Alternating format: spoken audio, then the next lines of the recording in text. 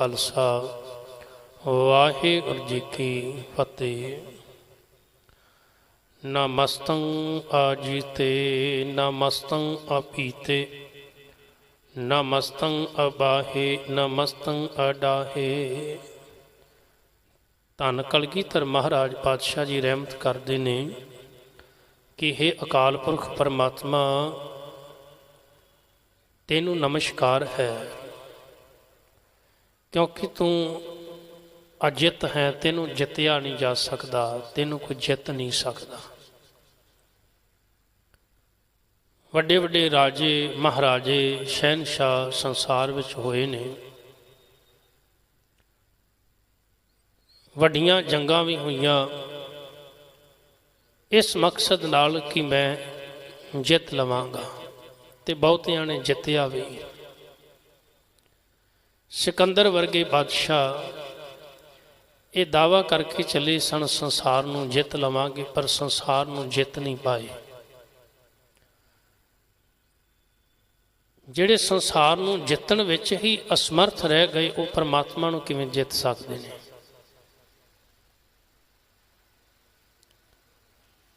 हुण संसार इन्नी विशालता लैके बैठा है, उस संसार नूं जितना एक मनुख दे वस की गल नहीं।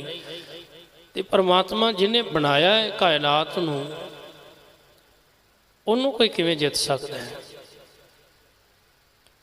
धन कलगीधर महाराज आखदे ने उन्होंने जितया तो नहीं जा सकता, पर उस अजित परमात्मा के चरनां नाल जुड़ के तू अपने आप नूं जित सकता है।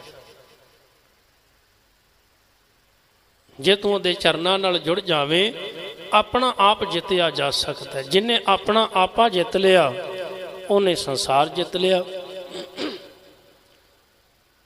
ते जिन्हें अपना आपा नहीं जितया, वो भावें संसार नूं जितण दी गल करदा होवे, पर वो मनुख जिंदगी दी बाजी हार जांदा है।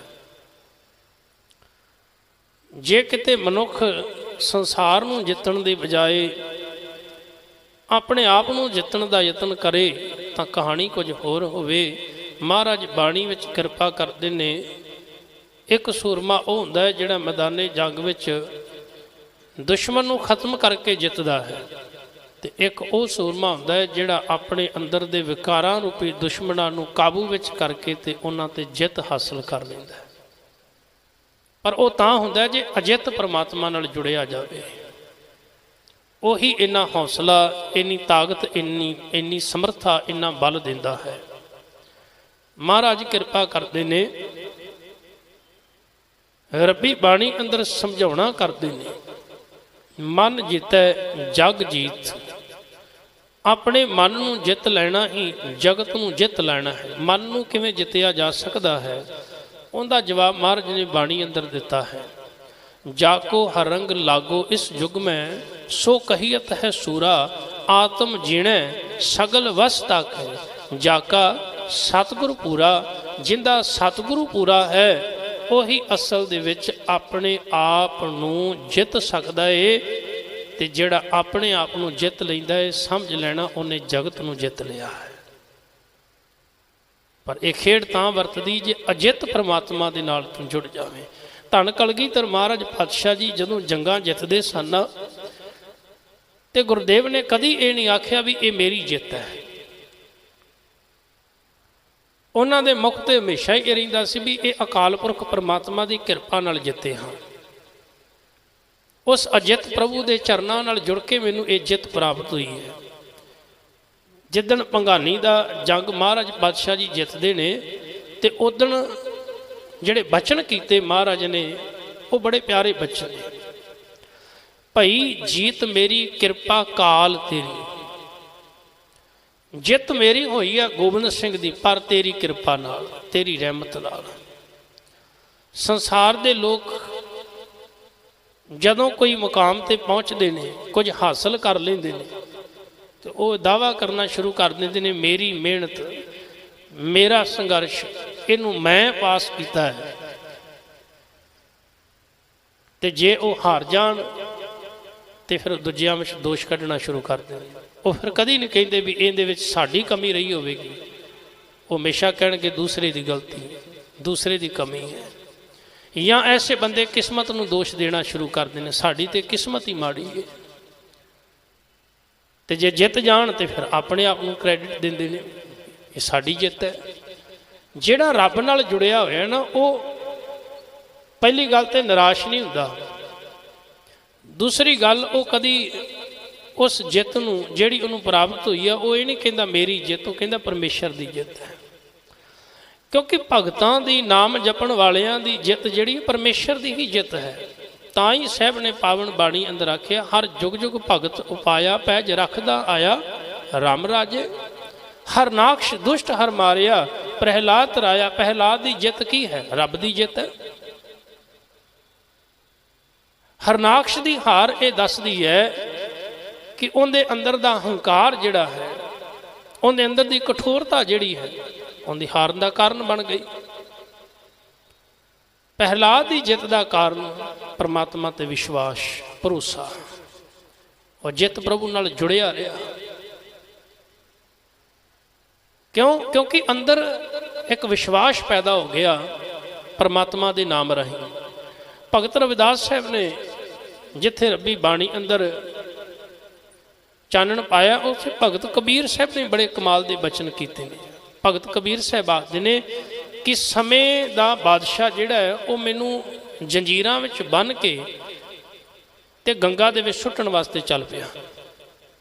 ਜਾਤ ਅਭਿਮਾਨੀ, ਬ੍ਰਾਹਮਣ, ਹੰਕਾਰੀ, ਉਹਨਾਂ ਆਖਿਆ ਵੀ ਕਬੀਰ ਜਿਹੜਾ ਹੈ ਇਹ ਹਿੰਦੂ ਅਤੇ ਇਸਲਾਮ ਮਤ ਦੇ ਖਿਲਾਫ ਬੋਲਦਾ ਹੈ, ਇਹਨੂੰ ਖਤਮ ਕਰ ਦੇਣਾ ਹੀ ਚੰਗਾ ਹੈ, ਨਹੀਂ ਤਾਂ ਆਉਣ ਵਾਲੇ ਸਮੇਂ ਵਿੱਚ ਬੜਾ ਵੱਡਾ ਖਤਰਾ ਪੈਦਾ ਹੋ ਸਕਦਾ, ਹਕੂਮਤ ਵਾਸਤੇ ਵੀ, ਸਾਡੇ ਵਾਸਤੇ ਵੀ।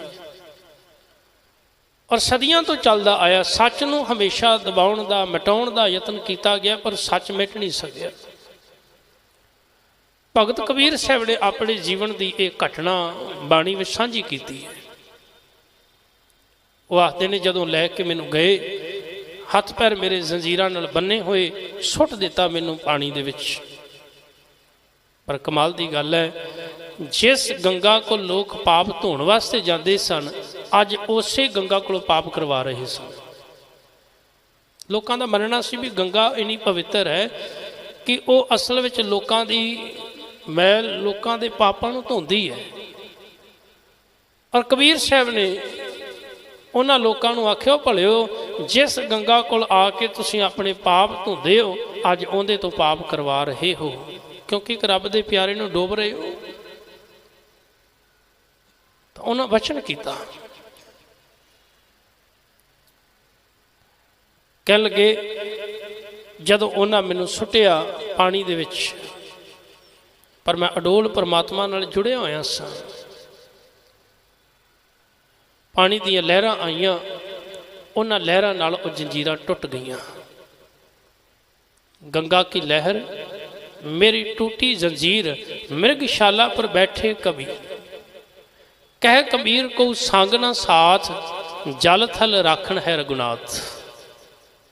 होर कोई साथी नहीं सी मेरा, पर हाँ एक साथी सी अकाल पुरख जिन्हों को मिटा नहीं सी सकदा, जिन्हों को जित नहीं सी सकदा। जदों मैं उनके चरनां नाल जुड़िया वो पानी विच, धरती विच, आकाश विच हर थां ते जीवां दी रखिया करन वाला है। इस करके मैं उनके चरनां दा ओट आसरा लिया। पर सामने जिहड़े मैनूं सुट्टण आए सन मैं उन्हां नूं कह दिता सी, मन ना डिगे तन काहे को डराए, चरण कमल चित रहे समाए। जे कबीर मन करके नहीं ना हारिया तो तुसी भावें जिथे मर्जी सुट देवो, तुसी हरा नहीं सकते मैनूं। हाँ जे मैं मन करके हार गया तो फिर तुसी ना भी किते सुटो तां भी मैं हारिया होया वां। खेड ते सारी मन दी है। अंदरों मन नूं बल ही इन्ना परमात्मा कोलों मिलिया सी कबीर साहब नूं कि भावें गंगा विच सुट दिता जंजीरां नाल बन के, पर जंजीरां भी टुट गईयां। पर अंदरों अजित परमात्मा नाल जुड़े। धन कलगीधर महाराज कह रहे हैं, नमस्कार कर उस परमात्मा नूं जिन्हों जितया नहीं जा सकता। न मस्तंग अपीथे अते ना ही वो परमात्मा नूं किसी डर है, उन्होंने कोई डरा भी नहीं सकता। वो भय तो रहत है, डर तो रहत है। न मस्तंग अबाहे, नमस्कार कर उस अकाल पुरख परमात्मा परमेश्वर नूं ਜਿਹੜਾ ਕਿਸੇ ਸਵਾਰੀ ਤੋਂ ਰਹਿਤ ਹੈ, ਕਿਸੇ ਦੀ ਸਵਾਰੀ ਨਹੀਂ ਕਰ ਰਿਹਾ, ਉਹ ਤਾਂ ਪਰਿਪੂਰਨ ਹੈ, ਰਵਿਆ ਹੋਇਆ ਸਭਨਾ ਵਿੱਚ। ਨਮਸਤੰ ਆਡਾਹੇ, ਉਹਨੂੰ ਕਿਸੇ ਵੀ ਤਰੀਕੇ ਦੇ ਨਾਲ ਢਾਇਆ ਨਹੀਂ ਜਾ ਸਕਦਾ, ਡਿੱਗਿਆ ਨਹੀਂ ਜਾ ਸਕਦਾ। ਜਿਵੇਂ ਆਪਾਂ ਵੱਡੇ ਵੱਡੇ ਦਰਖਤ ਜਿਹੜੇ ਹਨ ਉਹਨਾਂ ਨੂੰ ਡਿੱਗਦਿਆਂ ਵੇਖਦੇ ਹਾਂ, ਪਹਾੜਾਂ ਨੂੰ, ਵੱਡੀਆਂ ਵੱਡੀਆਂ ਬਿਲਡਿੰਗਾਂ ਨੂੰ ਡਿੱਗਦੇ ਹੋਏ ਵੇਖਦੇ ਹਾਂ ਕਿ ਉਹ ਕਿਸੇ ਸਹਾਰੇ 'ਤੇ ਖਲੋਤੀਆਂ ਨੇ। ਤਾਂ ਜਿਹੜੀ ਚੀਜ਼ ਸਹਾਰੇ 'ਤੇ ਖੜੀ ਹੈ ਉਹਦੇ ਡਿੱਗਣ ਦਾ ਡਰ ਹੈ। ਪਰਮਾਤਮਾ ਕਿਸੇ ਸਹਾਰੇ 'ਤੇ ਨਹੀਂ ਖੜਾ, ਇਸ ਕਰਕੇ ਉਹਨੂੰ ਡਿੱਗਣ ਦਾ ਡਰ ਨਹੀਂ, ਤੇ ਨਾ ਉਹਨੂੰ ਡਿੱਗਿਆ ਜਾ ਸਕਦਾ ਹੈ, ਉਹ ਅਡਿੱਗ ਹੈ। ਨਮਸਕਾਰ ਕਰ ਮਹਾਰਾਜ ਆਖਦੇ ਨੇ ਉਹਨੂੰ ਜਿਹਨੂੰ ਡਿੱਗਿਆ ਨਹੀਂ ਜਾ ਸਕਦਾ। ਨਮਸਤੰ ਅਨੀਲੇ, ਅਨਿਲ ਦਾ ਭਾਵ ਦਾਗ ਤੋਂ ਰਹਿਤ। ਕਈ ਵਿਦਵਾਨਾਂ ਨੇ ਇਹਦੇ ਅਰਥ ਹਵਾ ਵੀ ਕੀਤੇ ਨੇ, ਪ੍ਰਾਣ, ਜ਼ਿੰਦ। ਅਕਾਲ ਪੁਰਖ ਨੂੰ ਨਮਸਕਾਰ ਕਰ ਕਿਉਂਕਿ ਉਹ ਜੀਵਾਂ ਦੀ ਜ਼ਿੰਦ ਜਾਨ ਹੈ। ਪਰ ਹਾਂ ਇਹ ਵੀ ਗੱਲ ਯਾਦ ਰੱਖੀ, ਉਹ ਕਿਸੇ ਕਲੰਕ ਦਾਗ ਤੋਂ ਰਹਿਤ ਹੈ ਭਾਈ। ਨਮਸਤੰ ਅਨਾਦੇ, ਉਹ ਸ਼ੁਰੂ ਤੋਂ ਹੈ, ਮੁੱਢ ਤੋਂ ਹੈ। ਜਦੋਂ ਸੰਸਾਰ ਨਹੀਂ ਸੀ ਉਦੋਂ ਵੀ ਸੀ, ਅੱਜ ਸੰਸਾਰ ਹੈ ਤਾਂ ਵੀ ਹੈ, ਨਹੀਂ ਹੋਵੇਗਾ ਤਾਂ ਵੀ ਰਹੇਗਾ। ਨਮਸਤੰ ਅਛੇਦੇ, ਪਰਮਾਤਮਾ ਨੂੰ ਛੇਦਿਆ ਨਹੀਂ ਜਾ ਸਕਦਾ। ਜਿਵੇਂ ਆਪਾਂ ਕਿਸੇ ਚੀਜ਼ ਦੇ ਵਿੱਚ ਸੁਰਾਖ ਕਰ ਦਿੰਦੇ ਹਾਂ, ਛੇਦ ਦਿੰਦੇ ਹਾਂ, ਟੁਕੜੇ ਟੁਕੜੇ ਕਰ ਦਿੰਦੇ ਹਾਂ। ਪਰਮਾਤਮਾ ਪਰਮੇਸ਼ਰ ਅਕਾਲ ਪੁਰਖ ਦੇ ਆਪਾਂ ਟੁਕੜੇ ਟੋਟੇ ਨਹੀਂ ਕਰ ਸਕਦੇ। ਨਮਸਤੰ ਅਗਾਦੇ, ਉਹ ਬੜਾ ਹੀ ਅਗਾਧ ਹੈ, ਡੂੰਘਾ ਹੈ, ਉਹ ਬੜਾ ਗੰਭੀਰ ਹੈ, ਅਥਾਹ ਡੂੰਘਾ ਹੈ। ਜਿਵੇਂ ਮਹਾਨ ਸਾਗਰ ਹੁੰਦਾ ਹੈ, ਸਾਗਰ ਦਾ ਅੰਤ ਵੀ ਸ਼ਾਇਦ ਕੋਈ ਪਾ ਲਵੇ, ਪਰ ਪਰਮਾਤਮਾ ਦਾ ਅੰਤ ਨਹੀਂ ਕੋਈ ਪਾ ਸਕਦਾ, ਅਥਾਹ ਹੈ। ਨਮਸਤੰ ਅਗੰਜੇ, ਪਰਮਾਤਮਾ ਅਗੰਜ ਭਾਵ ਜਿੱਤਣ ਵਿੱਚ ਨਹੀਂ ਆਉਂਦਾ, ਉਹਨੂੰ ਕੋਈ ਜਿੱਤ ਨਹੀਂ ਸਕਦਾ। ਨਮਸਤੰ ਅਭੰਜੇ, ਅਭੰਜੇ ਦਾ ਅਰਥ ਹੈ ਅਕਾਲ ਪੁਰਖ ਪਰਮਾਤਮਾ ਟੁੱਟਦਾ ਨਹੀਂ, ਟੁਕੜੇ ਟੁਕੜੇ ਨਹੀਂ ਹੁੰਦਾ।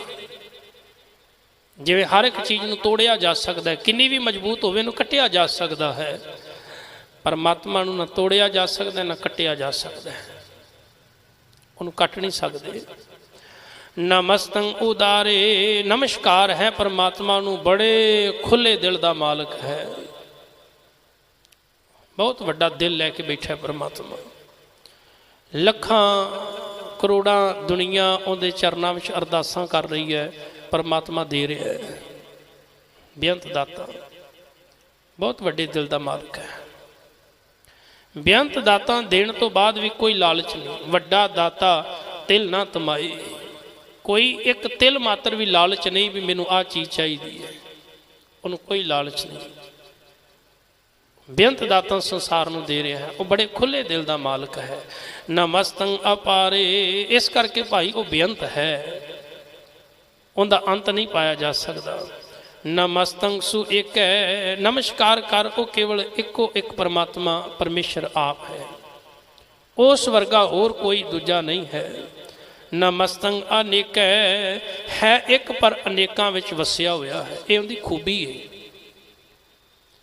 ਜਿਵੇਂ ਅਸੀਂ ਇੱਕ ਥਾਂ ਤੇ ਇੱਕੋ ਸਮੇਂ ਰਹਿ ਸਕਦੇ ਹਾਂ, ਪਰਮਾਤਮਾ ਇੱਕੋ ਸਮੇਂ ਵਿੱਚ ਹਰ ਥਾਂ ਤੇ ਰਹਿ ਸਕਦਾ ਹੈ, ਇਹ ਉਹਦਾ ਗੁਣ ਹੈ। ਹਰ ਜਗ੍ਹਾ ਤੇ ਹੈ, ਹਰ ਸਮੇਂ ਹਰ ਪਲ ਮੌਜੂਦ ਹੈ, ਤਾਂ ਇੱਕ ਹੁੰਦਾ ਹੋਇਆ ਅਨੇਕਤਾ ਵਿੱਚ ਸਮਾਇਆ ਹੋਇਆ। ਨਮਸਤੰ ਅਭੂਤੇ, ਅਭੂਤ ਉਹ ਕਿਸੇ ਤੱਤ ਤੋਂ ਰਹਿਤ ਹੈ। ਜਿਵੇਂ ਅਸੀਂ ਪੰਜਾਂ ਤੱਤਾਂ ਤੋਂ ਬਣੇ ਹਾਂ ਜਾਂ ਸੰਸਾਰ ਦੀ ਰਚਨਾ ਹੈ, ਅਕਾਲ ਪੁਰਖ ਪਰਮੇਸ਼ਰ ਜਿਹੜਾ ਹੈ ਉਹ ਇਹਨਾਂ ਪੰਜ ਤੱਤਾਂ ਤੋਂ ਨਹੀਂ ਬਣਿਆ। ਨਮਸਤੰ ਅਜੂਪੇ, ਅਕਾਲ ਪੁਰਖ ਪਰਮਾਤਮਾ ਜਿਹੜਾ ਹੈ ਉਹ ਐਸੀ ਹਸਤੀ ਹੈ ਜਿਹੜੀ ਜੂਏ ਆਦਿ ਖੇਡਣ ਤੋਂ ਰਹਿਤ ਹੈ। ਪਰਮੇਸ਼ਰ ਜਿਹੜਾ ਹੈ ਨਾ ਉਹ ਇਹਨਾਂ ਖੇਡਾਂ ਤੋਂ ਰਹਿਤ ਹੈ, ਉਹਨੂੰ ਭਰਮਾਇਆ ਨਹੀਂ ਜਾ ਸਕਦਾ, ਉਹਨੂੰ ਹਰਾਇਆ ਨਹੀਂ ਜਾ ਸਕਦਾ। ਨਮਸਤੰ ਨਿਰਕਰਮੇ, ਅਕਾਲ ਪੁਰਖ ਪਰਮਾਤਮਾ ਨੂੰ ਨਮਸਕਾਰ ਕਰ ਕਿਉਂਕਿ ਉਹ ਨਿਰਕਰਮ ਹੈ, ਉਹ ਕਰਮ ਨਹੀਂ ਕਰਦਾ ਜਿਵੇਂ ਅਸੀਂ ਕਰਦੇ ਹਾਂ। ਸਾਡੇ ਕਰਮਾਂ ਦਾ ਲੇਖਾ ਜੋਖਾ ਹੁੰਦਾ ਹੈ, परमात्मा साडे वांगू कर्म नहीं करता, इस करके उनका कोई लेखा जोखा भी नहीं। नमस्तंग निर्भरमे, वो भरमा तो रहता है, उन्होंने किसी प्रकार का कोई भरम नहीं, भुलेखा नहीं है। नमस्तंग निर्देशे, नमस्कार कर जिहड़ा देशों तो रहत है, उनका कोई विशेष एक देश नहीं है, कोई एक नगर नहीं, एक टिकाणा नहीं, सारे देश ही उनके बनाए हुए हैं। नमस्तंग निर्भेसे, नमस्कार कर उन्होंने, क्यों? क्योंकि वह भेसां तो रहत है, उनका कोई एक भेस नहीं भी उनका भेस किहो जिहा है, काजी वर्गा है, ब्राह्मण वर्गा है, ज्ञानी वर्गा है, किस तरह का उनका भेस, या वो जोगियां वर्गा बाणा पा के बैठा है, उनका कोई एक भेस नहीं है।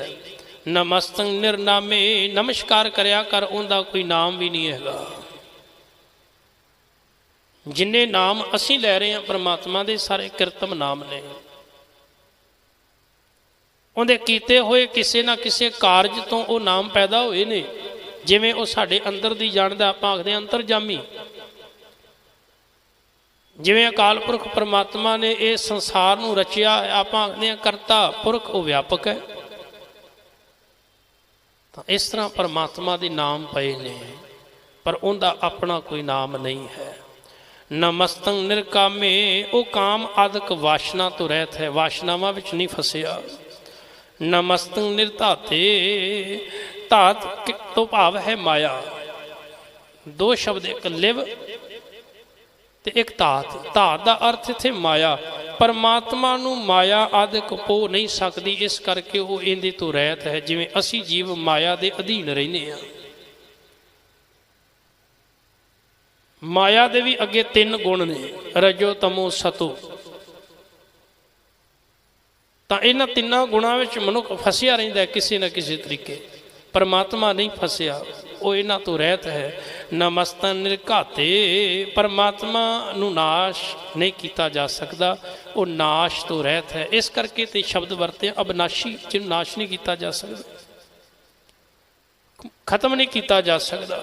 नमस्तंग निर्धूते, वो अकाल पुरख परमात्मा नूं हिलाया नहीं जा सकता। धूत का अर्थ है हिलन तो रहत, अधूत, उन्होंने हिलाया नहीं जा सकता, डुलाया नहीं जा सकता, वो जिथे है उथे ही है।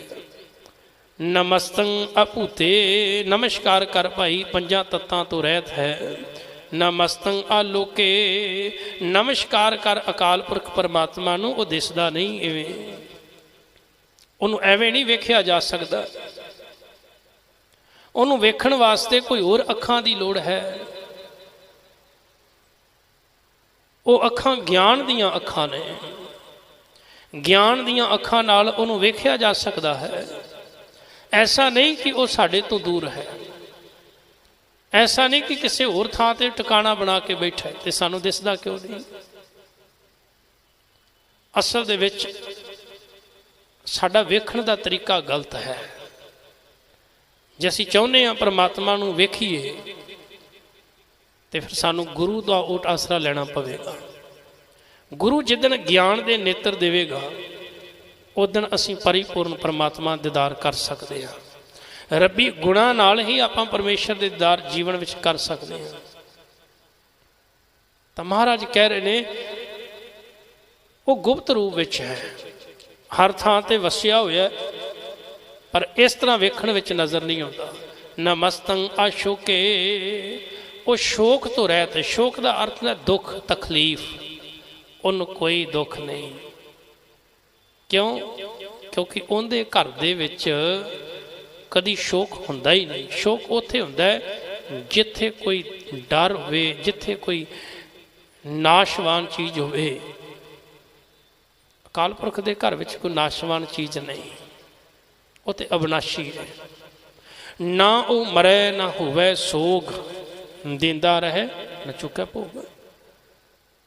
उनके घर विच तां कोई मरदा ही नहीं, तो उत्थे शौक किवें होवे, दुख किवें हो सकता है। ना उत्थे कोई वासना है, ना उत्थे कोई कामना है, ना कोई उत्थे मंग है, ना उत्थे कोई चिंता है, ना कोई फिक्र है, ना कोई तकलीफ, ना कोई रोग है, ना सोग है। इन्हां तो रहता है परमात्मा।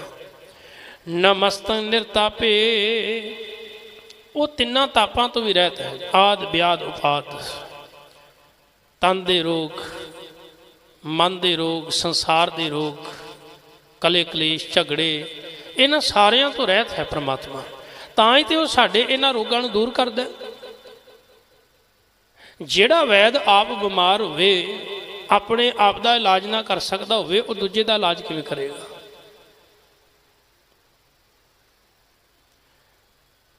ਤਾਂ ਪਹਿਲਾਂ ਆਪ ਤੰਦਰੁਸਤ ਹੋਣਾ ਪਵੇਗਾ, ਤਾਂ ਹੀ ਕਿਸੇ ਦਾ ਇਲਾਜ ਕੀਤਾ ਜਾ ਸਕਦਾ।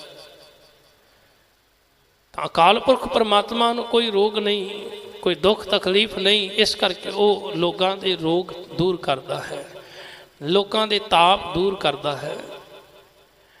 ਨਮਸਤੰ ਅਥਾਪੇ, ਉਹਨੂੰ ਥਾਪਿਆ ਨਹੀਂ ਜਾ ਸਕਦਾ। ਜਿਵੇਂ ਆਪਾਂ ਕਹਿੰਦੇ ਹਾਂ ਵੀ ਪਰਮਾਤਮਾ ਦੀ ਕੋਈ ਤਸਵੀਰ, ਕੋਈ ਮੂਰਤ ਬਣਾ ਦਿੱਤੀ ਜਾਵੇ, ਕੋਈ ਮੰਦਰ ਸਥਾਪਿਤ ਕਰ ਦਿੱਤਾ ਜਾਵੇ ਭਗਵਾਨ ਦਾ, ਕਹਿੰਦੇ ਹਾਂ ਨਹੀਂ ਬਣਾਇਆ ਜਾ ਸਕਦਾ। ਉਹ ਕੋਈ ਏਡੀ ਮਾਮੂਲੀ ਹਸਤੀ ਨਹੀਂ ਹੈਗੀ ਕਿ ਉਹਨੂੰ ਮਨੁੱਖ ਘੜ ਦੇਵੇਗਾ। ਤਾਂ ਉਹ ਤਾਂ ਵਿਸ਼ਾਲ ਹੈ, ਪਰਮਾਤਮਾ ਨੂੰ ਬਣਾਇਆ ਨਹੀਂ ਜਾ ਸਕਦਾ।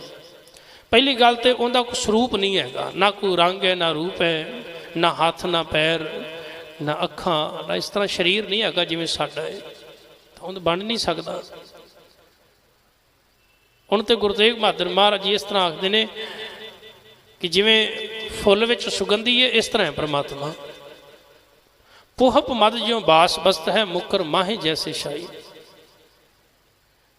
ਜਿਵੇਂ ਸ਼ੀਸ਼ੇ ਵਿੱਚ ਪਰਛਾਈ ਹੈ ਤੇ ਫੁੱਲ ਵਿੱਚ ਸੁਗੰਧੀ, ਪਰਮਾਤਮਾ ਇਸ ਤਰ੍ਹਾਂ ਹੈ। ਤਾਂ ਰਹਿਮਤ ਕਰ ਰਹੇ ਨੇ ਕਲਗੀਧਰ ਮਹਾਰਾਜ, ਉਹਨੂੰ ਥਾਪਿਆ ਨਹੀਂ ਜਾ ਸਕਦਾ। ਗੁਰੂ ਨਾਨਕ ਦੇਵ ਮਹਾਰਾਜ ਜੀ ਨੇ ਬਚਨ ਕੀਤਾ, ਥਾਪਿਆ ਨਾ ਜਾਏ, ਕੀਤਾ ਨਾ ਹੋਏ, ਆਪੇ ਆਪ ਨਿਰੰਜਨ ਸੋਏ। ਨਹੀਂ ਥਾਪਿਆ ਜਾ ਸਕਦਾ, ਬਣਾਇਆ ਨਹੀਂ ਜਾ ਸਕਦਾ ਉਹਨੂੰ। ਉਹ ਤੇ ਆਪਣੇ ਆਪ ਵਿੱਚ ਸਹਿ ਭੰਗ ਹੈ, ਉਹ ਅਜੂਨੀ ਹੈ, ਸਹਿ ਭੰਗ ਹੈ, ਆਪਣੇ ਆਪ ਤੋਂ ਬਣਿਆ ਹੈ, ਆਪਣੇ ਆਪ ਤੋਂ ਉਹਨੇ ਹਸਤੀ ਕਾਇਮ ਕੀਤੀ ਹੈ। ਉਹਨੂੰ ਕੋਈ ਬਣਾਉਣ ਵਾਲਾ, ਕੋਈ ਪੈਦਾ ਕਰਨ ਵਾਲਾ ਨਹੀਂ। ਤਾਂ ਰਹਿਮਤ ਕਰ ਰਹੇ ਨੇ ਗੁਰਦੇਵ।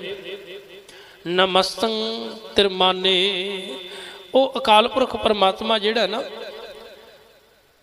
ਉਹਨੂੰ ਬ੍ਰਹਮਾ, ਵਿਸ਼ਨ, ਮਹੇਸ਼ ਆਦਿਕ ਜਿਹੜੇ ਇਹ ਤਿੰਨੋਂ ਦੇਵਤੇ ਨੇ, ਇਹ ਮੰਨਦੇ ਹਨ। ਭਾਵ ਵੱਡੇ ਵੱਡੇ ਦੇਵਤੇ ਵੀ ਉਹਦੀ ਪੂਜਾ ਕਰਦੇ ਨੇ, ਉਹਨੂੰ ਨਮਸਕਾਰਾਂ ਕਰਦੇ ਨੇ। ਅਖੀਰਲੇ ਬਚਨ ਵਿੱਚ ਰਹਿਮਤ ਕਰਦੇ ਨੇ, ਨਮਸਤੰ ਨਿਧਾਨੇ, ਅਕਾਲ ਪੁਰਖ ਪਰਮਾਤਮਾ ਹਿਰਦੀਆਂ, ਸਿੱਧੀਆਂ, ਨਿਧੀਆਂ ਆਦਿ ਖਜ਼ਾਨਿਆਂ ਦਾ ਮਾਲਕ ਹੈ। ਉਹਦੇ ਚਰਨਾਂ ਵਿੱਚ ਸਾਰੇ ਖਜ਼ਾਨੇ ਨੇ, ਕਿਉਂਕਿ ਉਹਨੇ ਪੈਦਾ ਕੀਤੇ ਨੇ। ਜੋ ਕੁਛ ਪਾਇਆ ਸੋ ਇੱਕੋ ਵਾਰ, ਜੋ ਵੀ ਪਾ ਦਿੱਤਾ ਉਹਨੇ ਇਸ ਕਾਇਨਾਤ ਵਿੱਚ ਇੱਕੋ ਵਾਰ ਪਾ ਦਿੱਤਾ। ਉਸੇ ਚੀਜ਼ਾਂ ਨੂੰ ਮਨੁੱਖ ਅੱਜ ਪ੍ਰਗਟ ਕਰ ਰਿਹਾ ਹੈ, ਖੋਜਾਂ ਕਰ ਕਰਕੇ, ਪਰ ਉਹ ਪਾਈਆਂ ਤਾਂ ਪਰਮਾਤਮਾ ਨੇ ਨਾ। ਜਿੰਨੇ ਵੀ ਖਜ਼ਾਨੇ ਨੇ, ਰਿੱਧੀਆਂ ਸਿੱਧੀਆਂ ਨੇ, ਸਭ ਪਰਮਾਤਮਾ ਪਰਮੇਸ਼ਰ ਦੀਆਂ ਪਾਈਆਂ ਹੋਈਆਂ ਨੇ। ਤਾਂ ਧੰਨ ਕਲਗੀਧਰ ਮਹਾਰਾਜ ਕਹਿ ਰਹੇ ਨੇ ਵੀ ਭਾਈ ਉਹਨੂੰ ਨਮਸਕਾਰ ਕਰ, ਉਹਨੂੰ ਸਿਜਦਾ ਕਰ, ਉਹਦੇ ਚਰਨਾਂ ਵਿੱਚ ਜੁੜਨਾ ਕਰ, ਤਾਂ ਹੀ ਤੇਰਾ ਇਹ ਲੋਕ ਸੁਖੀ ਹੈ, ਪਰ ਲੋਕ ਸੁਹੇਲੇ।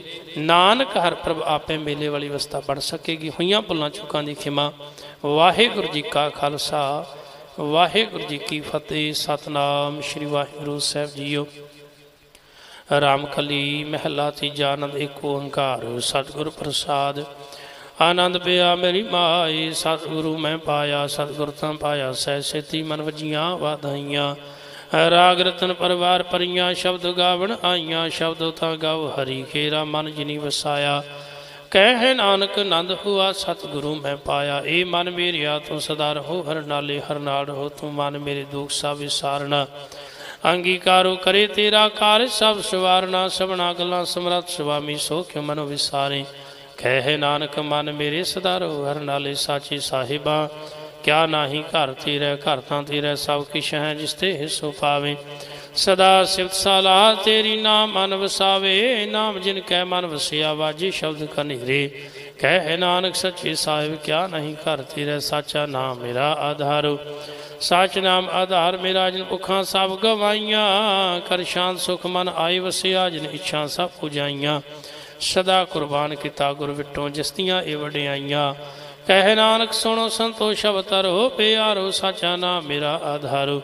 ਵਾਜੇ ਪੰਜ ਸ਼ਬਦ ਘਰ ਸੁਭਾਗੇ ਸ਼ਬਦ ਵਾਜੇ ਕਲਾ ਜਿਤ ਕਰ ਧਾਰੀਆ पांच दो तुद वस कीते काल खंड कुमारिया तुर करम पाया तुद जिन को से नाम हर कै लागे कह नानक तै सुख होआ तित कर अनहद वाजे आनंद सुनो बड़ भागियो सगल मनोरथ पूरे पार ब्रह्म प्रभ पाया उतरे सगल विसूरे दुख रोग संताप उतरे सुनी सच्ची बाणी संत साजन भय सरसे पूरे गुर थे जानी सुनते पुनीत कहते पवित सतगुर हया पर पूरे बिणवंत नानक गुरु शरण लागे वाजे अनहतुरे सलोक पवन गुरु पाणी पिता माता धरत महत दिवसरा दुधाई दाया खेलै सगल जगत चंगियाइयां बुराइयां वाचा धर्म दूर करमी आपो अपनी के नेड़े के दूर जिनी नाम ते आया गए मशक्कत काल नानक ते मुख उजले खेती छुट्टी नाल जिनी नाम ते आया गए मशक्कत काल नानक ते मुख उजले खेती छुट्टी नाल। वाहिगुरू जी का खालसा